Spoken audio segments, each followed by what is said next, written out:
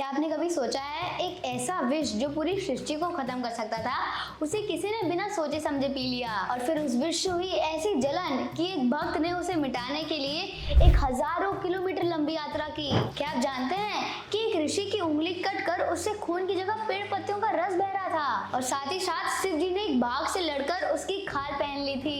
एक छोटा सा बालक जो आगे ज्यादा दिन तक जिंदा नहीं रहने वाला था, वो बन गया शिव जी का अमर साथी। और रुद्राक्ष जिसे लोग आजकल फैशन में पहनने लग गए हैं, वो असल में शिव जी के आंसुओं से जन्मा था। ये कहानियां सिर्फ पुरानी कथाएं नहीं बल्कि ऐसे राज हैं, अगर आपने इन्हें नहीं जाना तो आप महादेव को पूरी तरीके से समझ ही नहीं पाएंगे।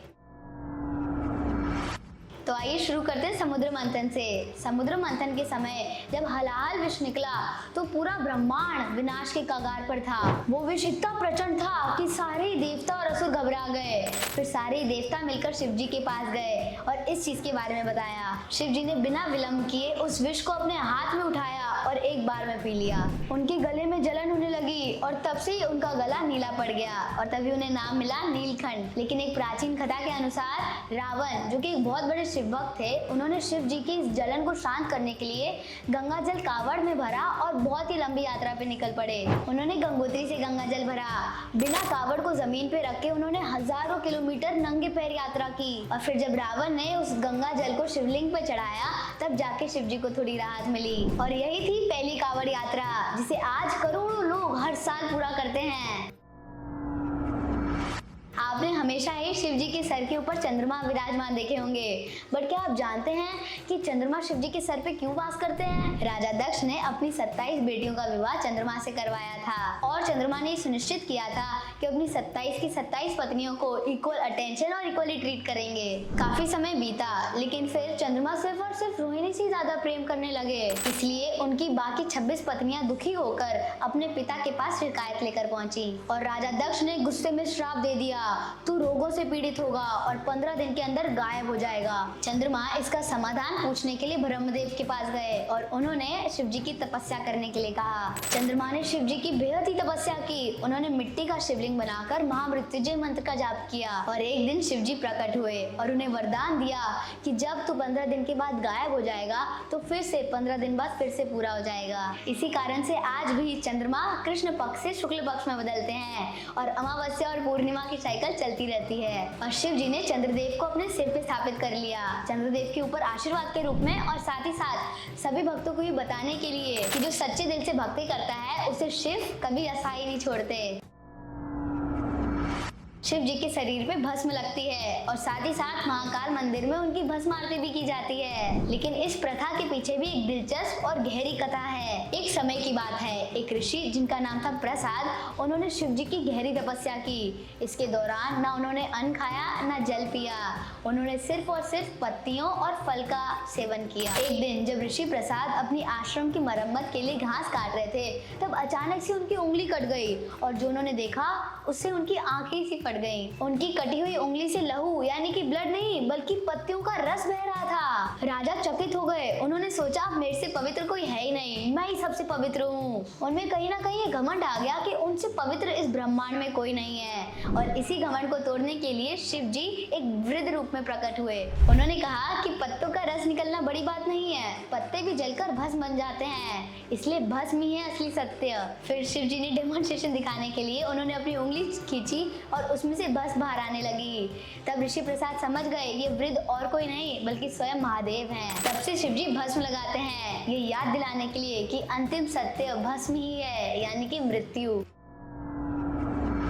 शिव जी हमेशा ही बाघ की खाल पर विराजमान होते हैं और इसके पीछे भी एक रहस्यमयी कहानी है। एक समय की बात है, शिव जी बिना किसी कपड़ों के दिगंबर वैरागी रूप से एक जंगल से गुजर रहे थे। उस जंगल में कई सारे ऋषि मुनि और उनकी पत्नियां रहती थी। जब पत्नियों ने शिव जी के इस दिव्य स्वरूप को देखा तो वो आकर्षित हो गए और उनका मन भटक गया। इस इंसिडेंट की वजह से काफी सारे ऋषि गुस्से में आ गए और उन्होंने शिव जी पे अपनी शक्ति से प्रहार किया और उनके सामने एक बड़ा बाघ भेज दिया। शिव जी ने बाघ का संहार किया और उसकी खाल अपने ऊपर पहन ली। ये दर्शाता है कि शिव जी प्रकृति के ऊपर विजय पा चुके हैं और उनका वैराग्य ही उनके सबसे बड़ा शस्त्र है। और तब से ही शिव जी बाघ की खाल पर विराजमान हुए, ये दर्शाने के लिए कि प्रकृति, मरण और भय सब पे उनका नियंत्रण है। हर मंदिर में शिव जी के सामने नंदी जी होते हैं, पर क्या आप जानते हैं कि क्या नंदी जी पहले से ही शिव जी के वाहन थे और नंदी जी का जन्म कैसे हुआ था? एक बार एक ऋषि थे जिनका नाम था शिलाद मुनि। उन्होंने संतान प्राप्ति के लिए घोर तपस्या की और आशीर्वाद के रूप में शिव जी ने उन्हें पुत्र प्राप्ति का वरदान दिया। उस पुत्र का नाम रखा गया नंदी और नंदी बहुत छोटी आयु से ही शिव जी की भक्ति और तपस्या में लीन हो गए। एक दिन जब कुछ ऋषि शिलाद मुनि के आश्रम पहुंचे और नंदी उनका आशीर्वाद लेने के लिए गए तो उन्होंने कहा, शिलाद मुनि, तुम्हारा पुत्र बहुत पवित्र है परंतु इसकी आयु लंबी नहीं। तब नंदी ने अपने पिता से कहा कि आप शिव जी के साक्षात दर्शन कर चुके हैं, तो क्या आपको लगता है कि जब तक शिव जी का हाथ हमारे सिर पर है और उनका आशीर्वाद हम पे है तो क्या हमें कोई खरोच आ सकती है? फिर उसके बाद नंदी अपने पिता का आशीर्वाद लेकर शिव जी की घोर तपस्या में लग गए। शिव जी नंदी की तपस्या से बहुत ही ज्यादा प्रसन्न हुए और उन्हें मनचाहा वरदान मांगने को कहा। इसके बाद से ही नंदी शिव जी के वाहन बन गए और हमेशा उनके सामने विराजमान होते हैं। हर शिव भक्त रुद्राक्ष धारण करता है, पर क्या आपको इसके उत्पन्न होने की एक दिव्य कहानी पता है? शिव पुराण के अनुसार एक बार जब शिव जी ने हजारों साल तक तपस्या की थी तब बहुत समय तक आंख बंद रखने के बाद जब उन्होंने अपनी आंख खोली तब उससे कुछ आंसू टपक पड़े। वो आंसू जब धरती पर गिरे तब वहाँ रुद्राक्ष पेड़ उगाए, इसलिए काफी बार रुद्राक्ष को टीयर्स ऑफ शिवा भी कहा जाता है। हर एक रुद्राक्ष के बीच में शिव जी की ही एनर्जी होती है और एक बार तो शिव जी ने ये भी कहा था कि जो भक्त सच्चा है सिर्फ वही रुद्राक्ष को धारण कर सकता है। इसलिए रुद्राक्ष पहनने से पहले हमेशा पवित्रता, श्रद्धा और भक्ति का पालन करना चाहिए। शिव जी के साथ हर वस्तु किसी न किसी चीज को सिंबलाइज करता है। डमरू सृष्टि को, भस्म मृत्यु के ज्ञान को, नंदी भक्ति को और साथ ही साथ रुद्राक्ष कृपा को और बाकी खाल प्रकृति के ऊपर विजय को सिंबलाइज करती है। कहा जाता है कि शिव जी का ना जन्म हुआ ना उनका कोई अंत है। शिव जी समय के परे हैं, इसलिए तो उन्हें महाकाल कहा जाता है। वो सिर्फ एक शक्ति नहीं बल्कि एक अनुभव है। जब कोई शिव जी से जुड़े राज और साथ ही साथ कथाएं समझ जाता है तब उसका जीवन धीरे धीरे बदलने लगता है। अगर आप भी शिव जी के भक्त हो तो इस वीडियो को लाइक करो और किसी और शिव जी के भक्त के साथ शेयर करो और कमेंट्स में लिखो हर हर महादेव। ऐसे ही और अद्भुत स्पिरिचुअल और सच्ची कहानियों के लिए इस चैनल को अभी सब्सक्राइब कर लें। हरे कृष्ण, धन्यवाद।